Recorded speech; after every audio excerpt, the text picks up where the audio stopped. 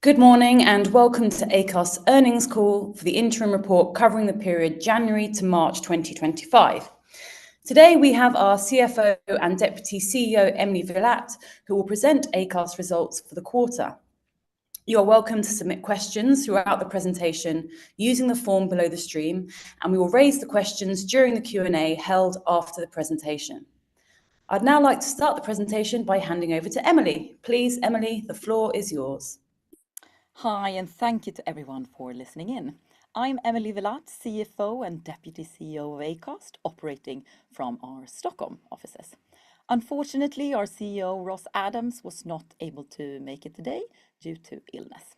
But I will take you through our highlights and financial performance in the first quarter before we open up for Q&A.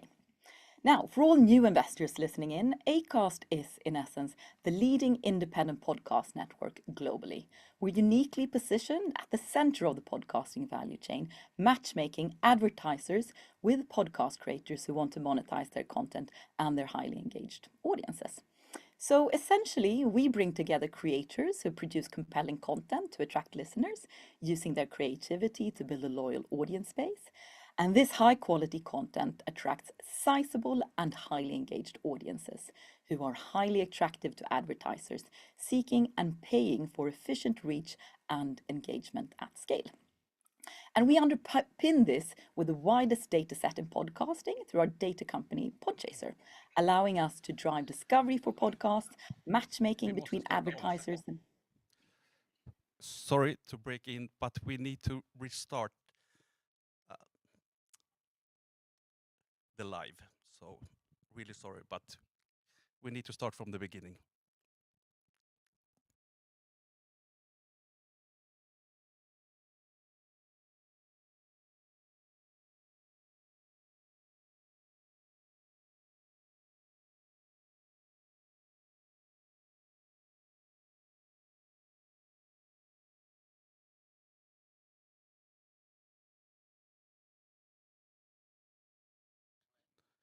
So please go ahead.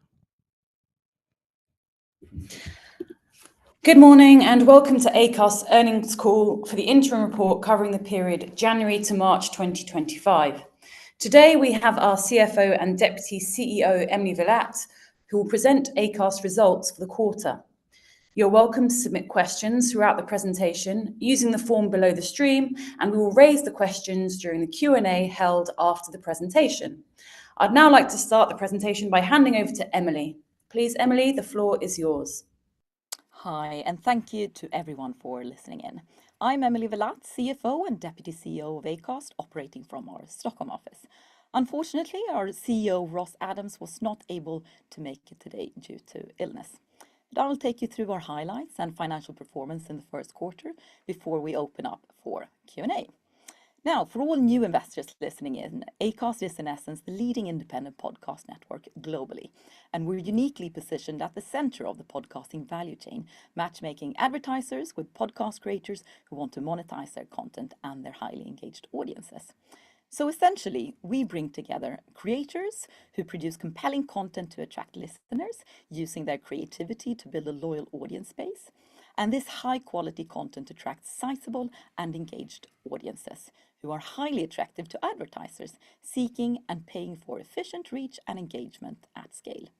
And we underpin this with the widest data set in podcasting through our data company, Podchaser, allowing us to drive discovery for podcasts, matchmaking between advertisers and audiences, and creating revenues for both creators and Acast. Our competitive edge is based on the fact that we are true podcasting pioneers, being the inventors of the technology behind global podcast advertising as we know it today. And we have unmatched scale and exclusivity. Our portfolio, in fact, consists of more than 140,000 podcasts that generate more than 1 billion listens each quarter. And we connect to more than 3,300 advertisers, spanning global brands and smaller companies. And we have now paid out more than $470 million to creators to date. We are innovation leaders, consistently first to market with technologies like AI-driven targeting, real-time podcast campaign planning, and first-party data onboarding. And we also go beyond the podcast. We are podcast first, but not podcast only.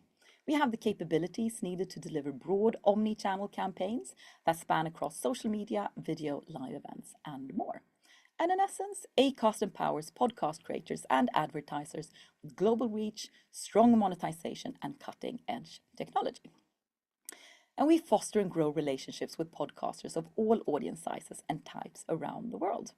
Our portfolio of creators ranges from the biggest personalities like Peter Crouch and Giggly Squad to established networks like TED Audio Collective and news publishers like The Economist, The Guardian, and CNN.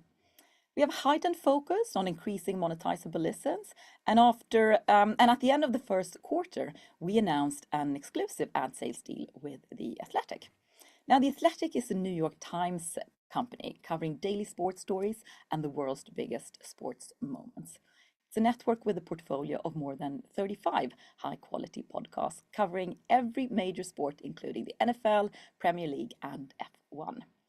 The network is home to some of the most trusted voices in sports media, and their worldwide audiences is an ideal match for Acast international reach.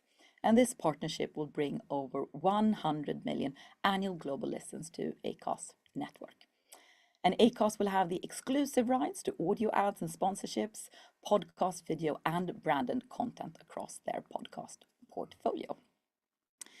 Well, we also support niche shows of all types who bring with them dedicated communities. And this diverse range of content allows us to connect advertisers with the creators and audiences that perfectly match their needs. And the common thread among these creators is that they all choose Acast to help them find and grow their audiences and earn revenue from advertisers of all sizes. So let's have a quick look at the highlights in the first quarter of 2025. We started the year with strong growth, delivering 30% net sales growth, of which 26% was organic growth. In Q1, we did not see any impact on our campaign deliveries from the global macro uncertainties. Our gross margin amounted to 37% in the quarter, down slightly from prior quarters, impacted by a lower gross margin in the US. And we also continued to deliver profitability improvements and closed the quarter with an adjusted EBITDA margin of -1% versus -4% a year ago. With a proven track record of navigating economic downturns, we're confident in our ability to adapt investment levels quickly and effectively if needed to ensure sustained profitable growth. In early April, we presented new financial targets ahead of our Capital Markets Day, and we provided 2 short-term targets related to 2025 and 1 midterm growth target extending through to 2028. And our financial targets are as follows. For the period 2025 to 2028, we target an organic net sales compound annual growth rate of 15%. In 2025, we target an adjusted EBITDA margin of between 3% and 5% as we focus on continuous profitability improvement. And we are, of course, committed to generating a positive cash flow from operating activities in 2025. And these targets reflect our dedication to deliver continued profitability improvements alongside strong revenue growth. So let's have a look at the financial developments in more detail.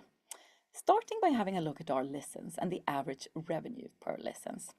Now, listens were down marginally at -1% compared to Q1 last year, but the listens increased sequentially and are now back at the highest level since Q1 of 2024. And this points to a stabilization of the previous iOS 17 related decline. It's worth pointing out as well that this was our first full quarter without the BBC, while we've had positive contributions from the likes of TED Audio Collective and Casefile that were signed in Q4. And we've also continued to increase our unique reach year over year, which means that we reach more unique listeners. We have continued to see a positive momentum in monetization, with the average revenue per listen increasing by 31% in the first quarter. And this is another ARPL record high for Q1, which seasonally is our lowest revenue quarter. And the development reflects that we have maintained the positive trend in increasing our efficiency in monetizing our portfolio. We had a strong start to the year, growing net sales by 30% in the first quarter, and the organic growth was 26% when adjusting for FX and also the acquisition of Wonder Media Network that was completed on the 2nd of January 2025. Our growth was heavily influenced by an impressive performance in North America, which I will come to discuss shortly. Our gross profit saw an increase of 26% year-over-year, and our gross margin amounted to 37% in the quarter. And it is worth noting that this margin reflects the impact of a lower margin in our rapidly expanding North American segment. Looking at the long-term performance, we are pleased to maintain our trend of consistent gross profit growth. Now, let's turn to our performance by segment. Europe had a solid quarter, growing sales by 17%, of which 16% was organic growth. And in the quarter, we've seen solid growth performance in France, Sweden, and also improvements in the UK. The contribution profit was up slightly to 62 million SEK, and the contribution margin was 21%. North America delivered strong growth at 65% versus last year, and 55% of this growth was organic. At the same time, we have continued to see an improved contribution profit stemming from the higher sales levels. And we see that our efforts in this segment continue to pay off, and we've also continued to allocate resources to the region. In our smallest segment, other markets, we saw a minor revenue decline of -1% versus last year, whilst the organic growth was actually +1%.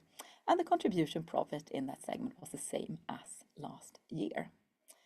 Our EBITDA was a -8 million SEK, including transaction costs of 0.6 million SEK related to the acquisition of Wonder Media Network, and some 4.1 million SEK of costs incurred related to preparations for a main market listing. If we adjust for these items, our EBITDA was -3 million SEK, reflecting a -1% EBITDA margin. So this reflects an improvement of 3 percentage points versus last year. And I will make a note that we expect higher costs related to our listing work in the second quarter, and we will provide you with an update on the listing status at a later stage. Our operating expenses increased by 19% in the quarter versus last year, primarily explained by initiatives in our high growth markets where we see the greatest ROI. And to reiterate my previous comments, we are aware of the ongoing macroeconomic uncertainty and will maintain a strong focus on cost control. On the right-hand side, you will see that we have continued to deliver consistent profitability improvements, with the EBITDA margin amounting to 2% on a last 12-month basis. The operating cash flow amounted to a positive 29 million SEK in the quarter, including 17 million from positive working capital changes. And that means that our operating cash flow on a last 12-month perspective now amounts to 79 million SEK, and that it continues to track ahead of our EBITDA. This quarter, we also had investments related to the acquisition of Wonder Media Network, resulting in a total cash outflow of 36 million for the quarter. And this left us with a cash position of 652 million SEK, reflecting a robust capitalization. So to summarize, we've had a strong start to the year with 30% net sales growth. We're glad to see that our efforts in North America are paying off, and this was again a quarter where the region led the way with an impressive 65% net sales growth. Our focus on profitability, of course, continues, and it continues to deliver results, and we're pleased to report another improvement in our adjusted EBITDA margin. We did not see any impact from the macroeconomic uncertainty on our campaign deliveries and the quarter, but we are proactively monitoring the economic situation, of course.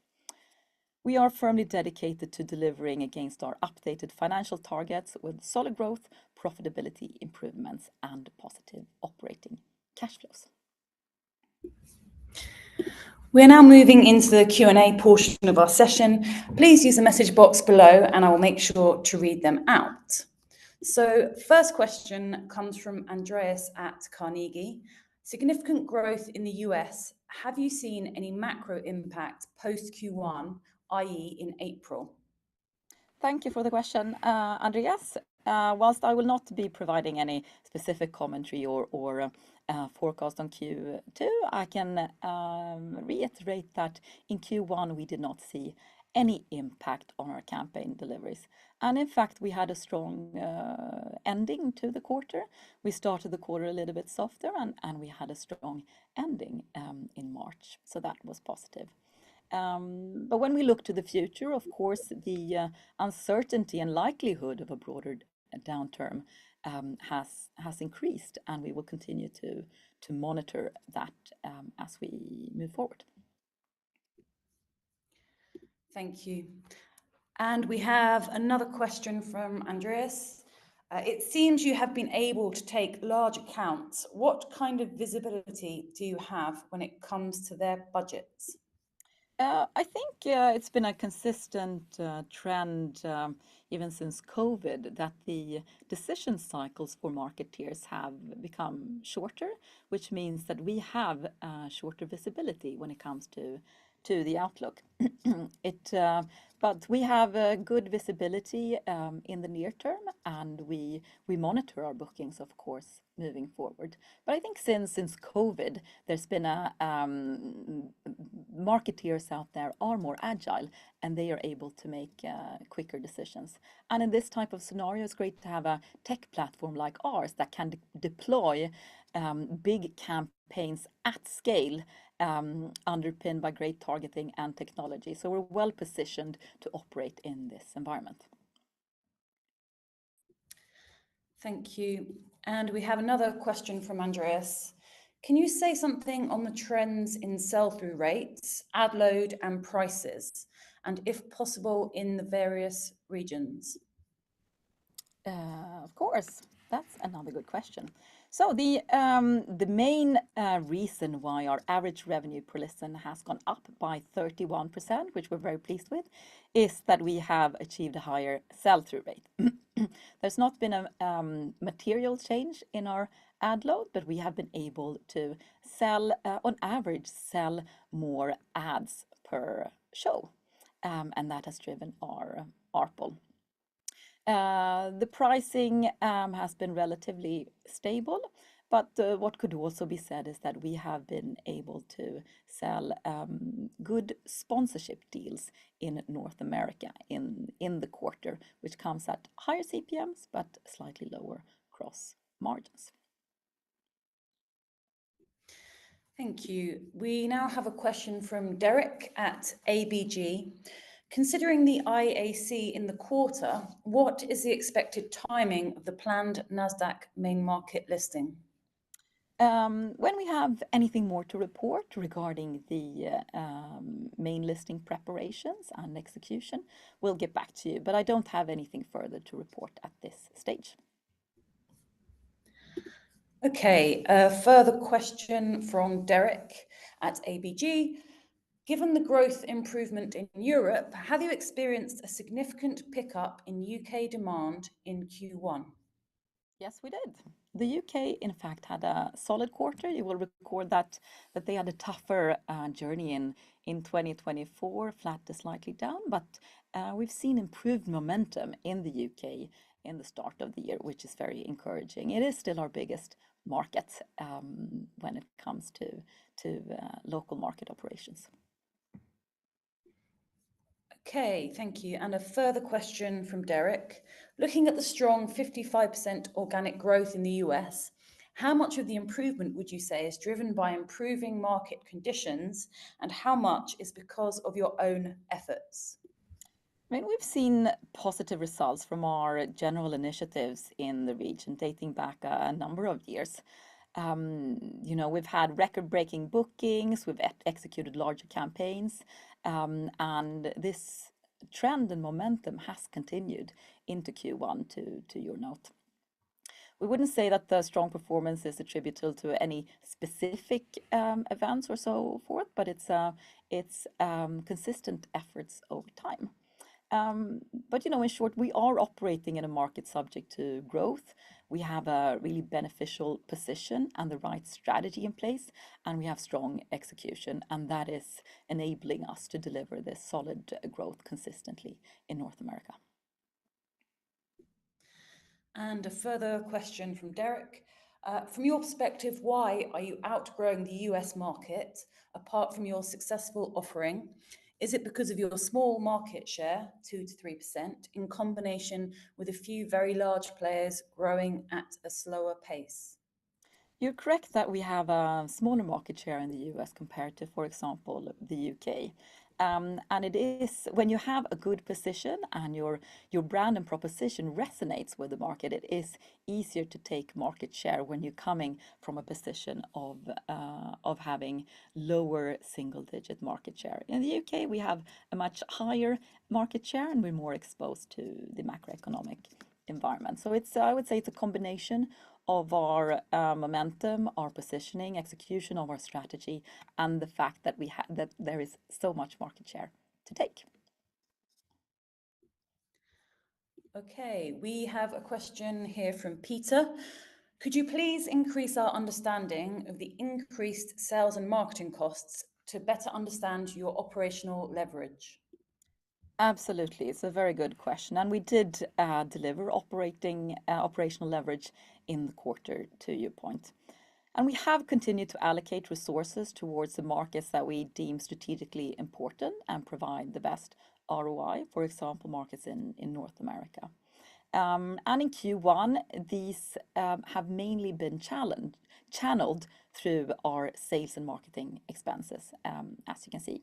Of course, we're keeping an ear to the ground and we're managing our OpEx closely, especially in the light of ongoing macro uncertainty. And a question from Derek at Barclays. How are you thinking about gross margin development going forward, given higher contribution from North America? It's a good point. The main reason for the lower gross margin in the first quarter is that North America had a lower gross margin compared to Europe.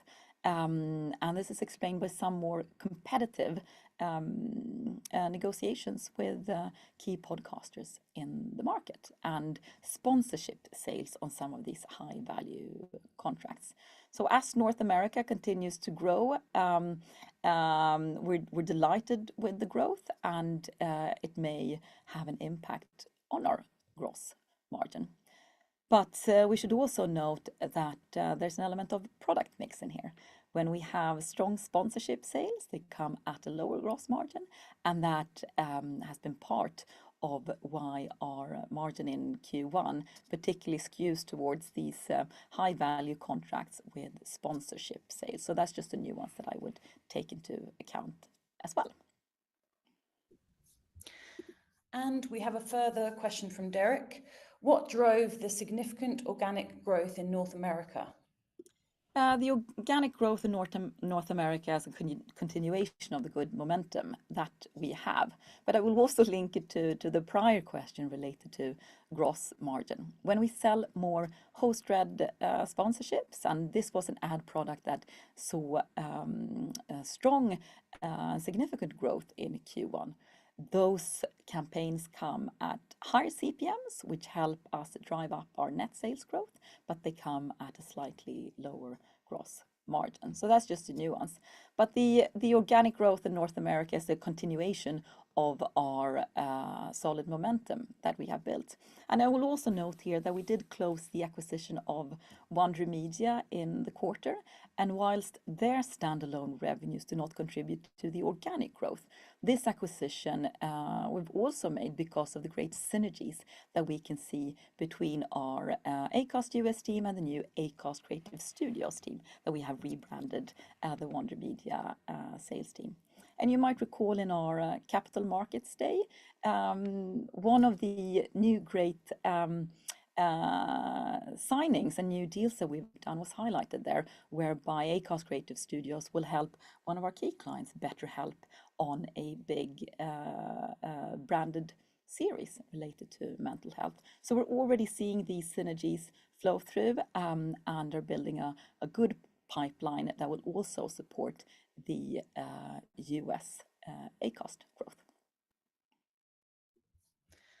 And a further question from Derek. How are you thinking about FCF for 2025?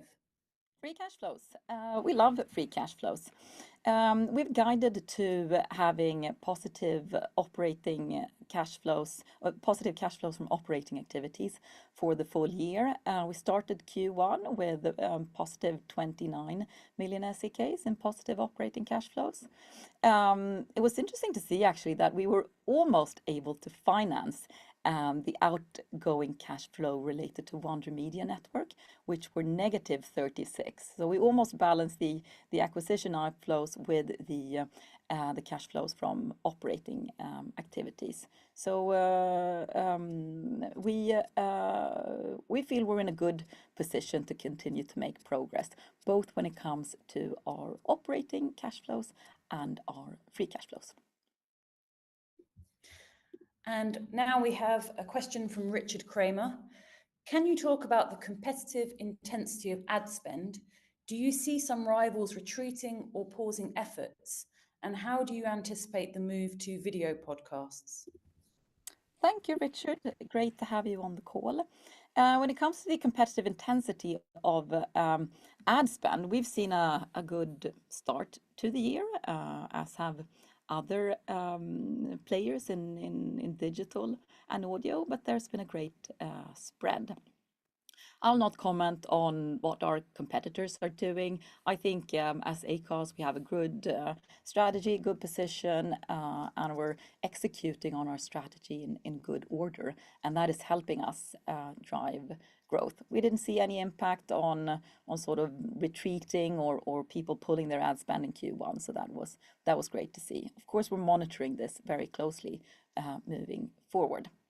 When it comes to the move to video podcast, this is something that Ross and the team elaborated at length at our Capital Markets Day. And we see this as a great addition to the market and our stakeholders. We have the capabilities to deploy and run campaigns that span audio first, of course, but not only. We have great creators that operate in many different channels, and we're able to work with advertisers who want to reach these creators' engaged audiences across different platforms. So that's part of our positioning. We are the friendly independent. We're here to support our creators in their journey for growth and monetization.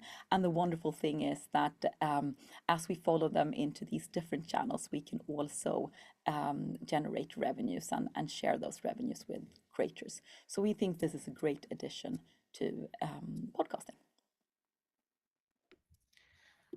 And another question from Richard.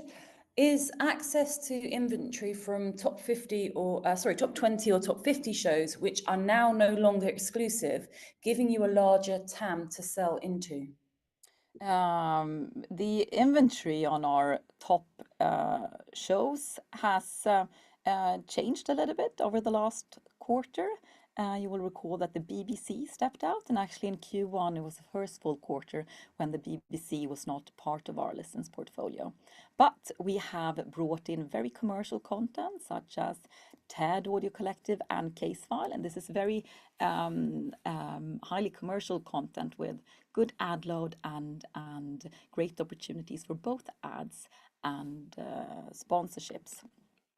So we see a bigger TAM arising both within our portfolio as we continue to monetize our shows to a greater degree, but we also see the TAM expanding from structural growth and continued increased listening to audio podcasts, and then the TAM is further expanding into video and beyond.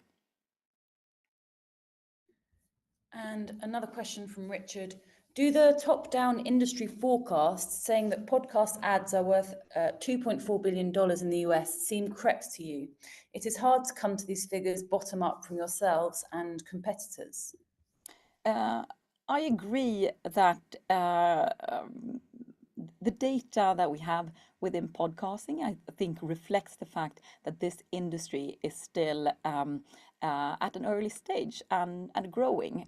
It's not an exact science, and I agree it's not entirely easy to understand all of the assumptions that have been made. But roughly, those figures seem reasonable, and I guess the way that I would think about it is that the US represents a significant share of the global market, possibly half of the global ad market.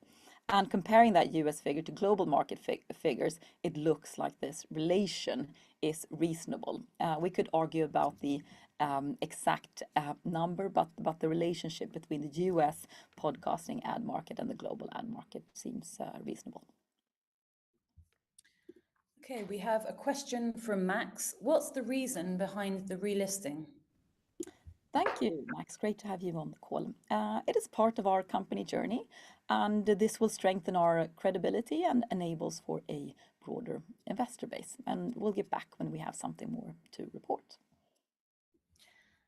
And a question from Jonathan Grass. Could you explain why Acast has some seasonality in its results, and if we can expect the past seasonality to continue going forward, Q1 being the lowest and Q4 the highest revenue?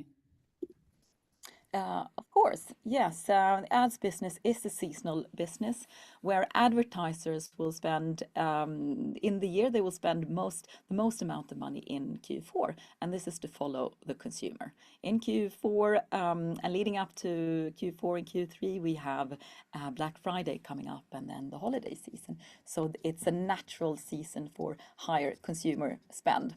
Then once that spend is up and we enter into January, it's not the time of year when consumers are the most forward-leaning in their consumption. This is a typical seasonal pattern within advertising, and it's entirely natural that our Q1 revenues are lower than our Q4 revenues, which also then are reflected in our bottom line results.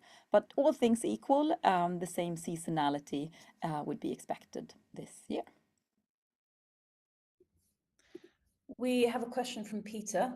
Rest of world is unchanged year on year. Higher impacts from BBC or same as we saw in Q4, and any new initiatives to improve momentum? You're absolutely correct that the BBC has a great global following and is great for international reach. But in our other markets, the main impact there has been from our international team, and just a change in a few larger campaigns facing between quarters can impact this growth rate since it is our smallest segment. So that is the underlying reason. And this team is a great and very capable team. Other market segments also houses Australia, New Zealand, and we believe that we have good prospects for good momentum moving forward. But of course, we're operating in a backdrop of global macroeconomic uncertainty, so we're continuing to monitor that. But you're absolutely right that the BBC was a great asset for international reach and monetization. And another question from Peter. Strong performance in Europe.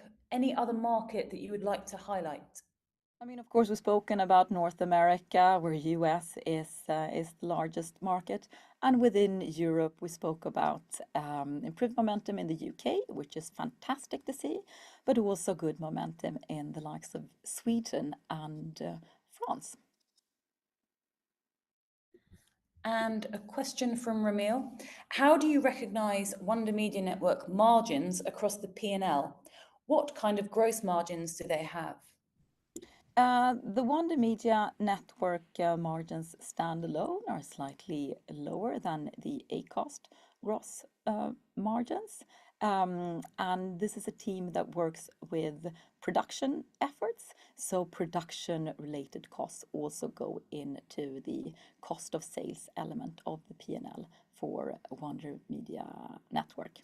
But when it comes to their overall profitability, there is some variation among the quarters depending on project deliveries, of course. And last year, Wonder Media's strongest quarter was Q4, so also a seasonal business. And overall, when we look at bottom line, we do expect a positive profit contribution from Wonder Media Network in the full year of 2025, which we now call Acast Creative Studios. Further question from Ramil. Contingent liabilities were down quite significantly quarter over quarter, would constitute a bit more than 10% of revenues in Q1 if my maths is correct. What kind of margins did you have on these MGs in Q1? The margins on MGs, without going into any specific contracts, are typically a little bit lower than the average margins of the group. These relate to big, high-value contracts that Acast work with, and we are delighted to work with some of these premium publishers and independents. But on average, those margins are slightly lower than the Acast average. And another question from Andreas. The consumption of podcasts exceeds the ad spending on podcasts. Can you remind us of the various shares of consumption versus spending? Great question. So when we look at the difference between how much time people spend listening to podcasts and other media, and how many ad dollars are spent in that media, ad spend allocated to podcasts would need to increase by around 4 to 5 times to align with the share of consumption. So that is the current state of how podcast consumption relates to ad spend. So an under indexing of 4 to 5 times when it comes to time spent versus ad spent in the media. And a further question from Richard. Are there any publishers you can identify in the pipeline which have the potential to offset the loss of the BBC? In Q1, we were delighted that both TED Audio Collective and Casefile that were signed in Q4 stepped into the portfolio in Q1. And now we've also signed The Athletic, and we're delighted to have had them come on board in April. So they will contribute to our network from April onwards. It's a great slate of shows, and I recommend you to listen. And that concludes the Q&A. So back over to you, Emily. Thank you to everyone who's listened in. Now, the next upcoming event that we have is the AGM that we are hosting in Stockholm on the 20th of May.